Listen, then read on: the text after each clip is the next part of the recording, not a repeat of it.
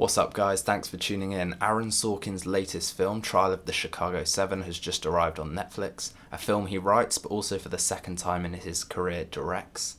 And I just want to start by saying that I'm really peeved. I've just uploaded my top 10 Netflix recommendations, and having seen this film, I'd say it's now in my top 3.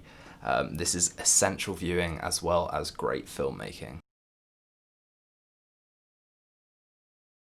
I really didn't know much about this story or the historical context surrounding it, and it's quite unsettling how it's set in the late 60s, but it feels shockingly familiar here in 2020. But I think that's part of what makes it so powerful to watch, the fact that you cannot help but find parallels in the story between history and our own contemporary lives. It follows the prosecution of a group of protesters representing various groups that opposed the Vietnam War and the Americans that are drafted in to go and fight. And so the prosecution is basically on the grounds that these protesters incited riots and intended violence against the Chicago police. Aaron Sorkin has ample experience with this kind of environment, having written some of the best courtroom scenes to go to film for A Few Good Men.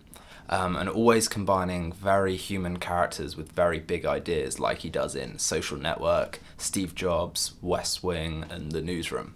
Sorkin has a very trademark writing style that's not as overtly identifiable as someone like Quentin Tarantino or Guy Ritchie, because the wit and the intellect that comes through in his screenplays are so subtle but so effortlessly fluid. You're the first to suggest that I have discriminated against a black man.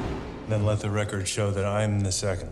It's like listening to the perfect song where every line kind of builds on the next while still remaining totally authentic to the realism he's trying to create. He sprinkles the right amount of humour throughout the film as well, whether that's making you laugh at the banter between the characters or out of sheer disbelief at the kind of horrors and injustices that you're watching unfold before you.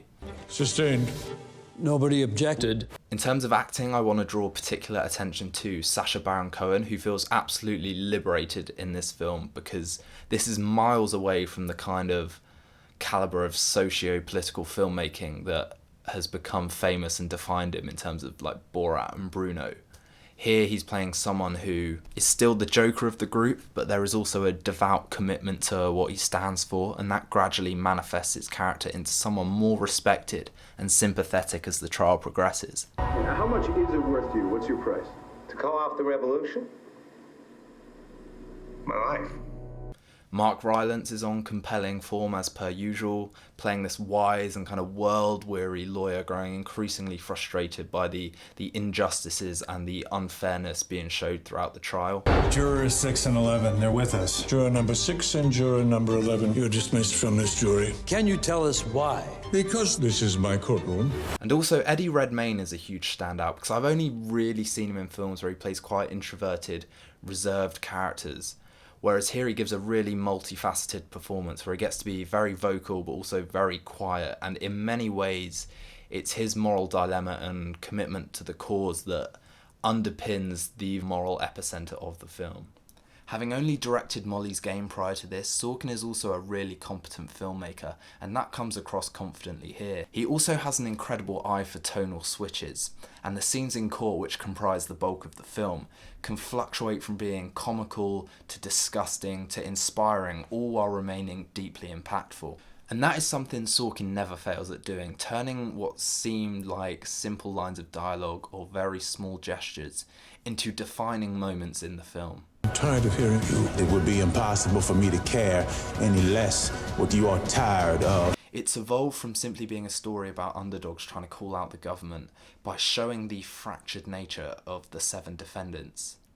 And the fact that they all come from different, political groups, and so they're activists, they're representatives, enables Sorkin to find nuances in their characters and their messages as they struggle to form a united front, and that really forms the emotional engagement that you invest in watching the narrative progress.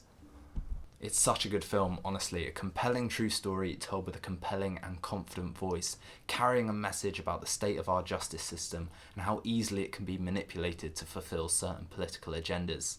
Now, the next film I'm intending to be reviewing will be Borat 2 actually, next week, so stay tuned for more content. Thank you for watching as always, and I will see you very soon.